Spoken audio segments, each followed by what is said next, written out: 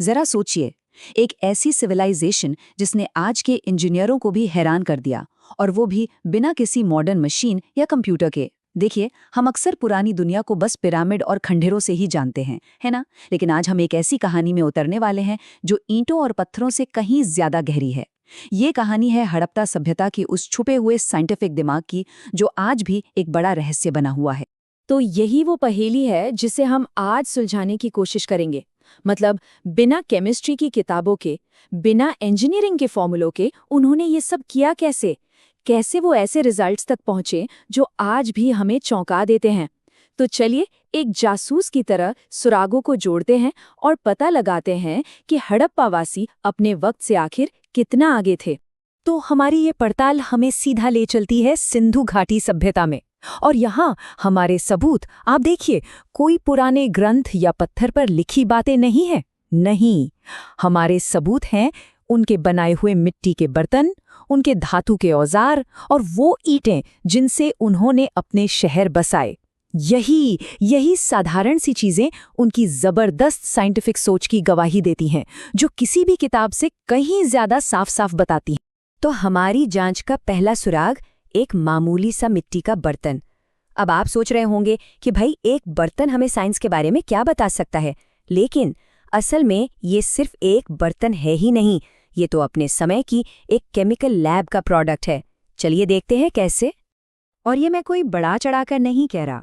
हड़प्पा के जो कुम्हार थे ना, वो सिर्फ आर्टिस्ट नहीं थे, वे अपने जमाने के प्रैक्टिकल केमिस्ट थे। सच में उनके हाथ से निकला हर एक बर्तन एक सोची समझी साइंटिफिक प्रोसेस का रिजल्ट था, बिल्कुल वैसे ही जैसे आज एक लैब में कोई साइंटिस्ट कोई एक्सपेरिमेंट करता है। जरा उनके प्रोसेस पर गौर कीजिए, ये कोई अंदाजे का खेल नहीं था, बिल्कुल नहीं। स्टेप 1, मिट्टी को प्यूरिफाई करना, मतलब उसे साफ करके एकदम सही बनाना ताकि वो पकाने पर चटके नहीं। स्टेप 2, उसे चाक पर एक जैसा परफेक्ट आकार देना।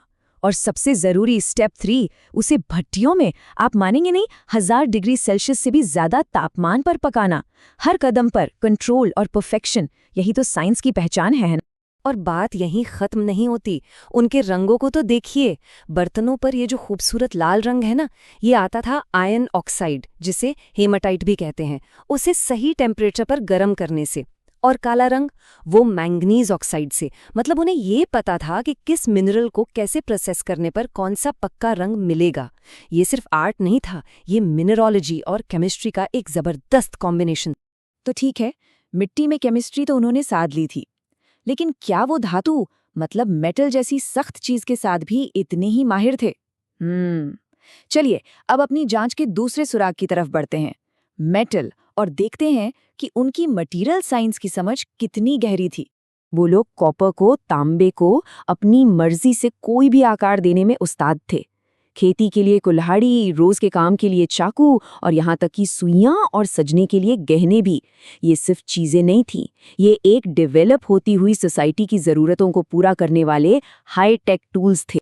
और ये बात तो सोचने पर मजबूर कर देती है।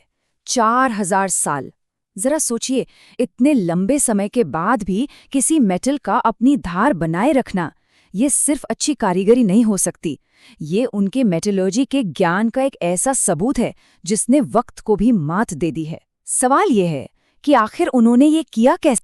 उनकी असली जीनियस का राज यहीं छिपा है। वो ये जानते थे कि प्योर कॉपर यानी शुद्ध तांबा इस्तेमाल के लिए बहुत नरम होता है, तो उन्होंने एक, कह सकते हैं, क्रांतिकारी कदम उठाया।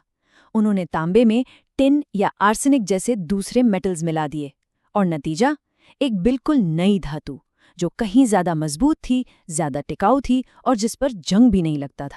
मेटल्स को मिलाने की इसी प्रोसेस को आज साइंस की भाषा में अलॉइंग कहते हैं, और इससे बनी चीज को अलॉय या मिश्र धातु।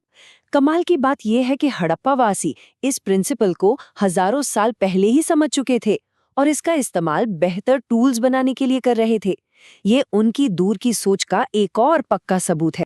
तो हमने उनके बर्तनों और औजारों में छुपे साइंस को देखा, लेकिन हड़प्पा सिविलाइजेशन का सबसे बड़ा साइंटिफिक कमाल किसी एक चीज में नहीं था, बल्कि उनके पूरे सिस्टम में था।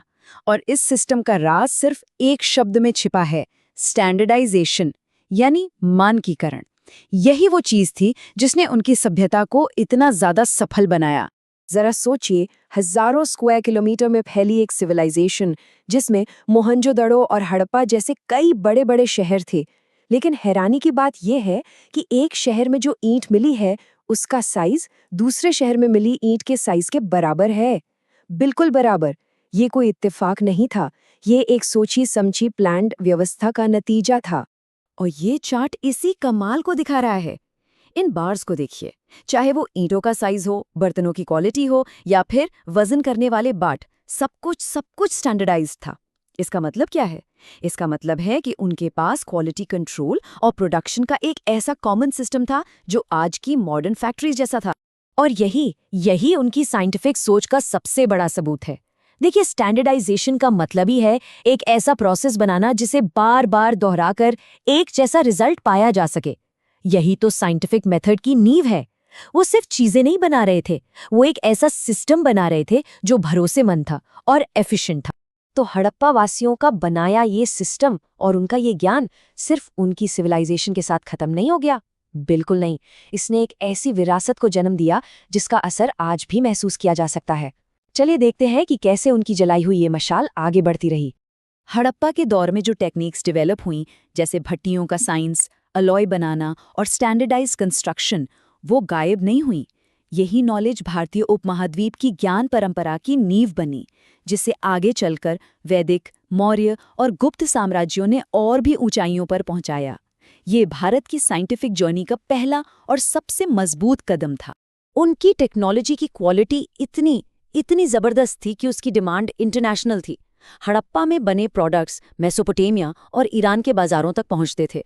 वो सिर्फ सामान एक्सपोर्ट नहीं कर रहे थे, वो अपनी बेहतर टेक्नोलॉजी एक्सपोर्ट कर रहे थे। और ये बात साबित करती है कि वो अपने समय की एक ग्लोबल टेक्नोलॉजिकल पावर थे। तो आखिर में ये स्लाइड पूरी कहानी को एक साथ जोड़ देती है। हड़प्पा के लोग जिन प्रोसेसेस में माहिर थे, आज हम उन्हें इन मॉडर्न साइंटिफिक नामों से जानते हैं। Clay purification, smelting, casting, alloying. नाम भले ही आज के हैं, लेकिन इनके पीछे का जो साइंस है वो हजारों साल पहले ही प्रूव हो चुका था। हड़प्पा सिविलाइजेशन हमें ये दिखाती है कि साइंस कोई मॉडर्न आविष्कार नहीं है। ये ऑब्जर्वेशन, एक्सपेरिमेंट और सिस्टम बनाने की एक इंसानी कला है। और ये हमें ये सोचने पर मजबूर करती है कि हमारे इतिहास में अभी और कितने साइंटिफिक राज दबे हुए हैं, जो बस इस इंतजार में हैं कि हम उन्हें सिर्फ खंडर नहीं बल्कि एक खोज की तरह देखें। क्या पता सबसे बड़ी खोजें तो अभी बाकी हों।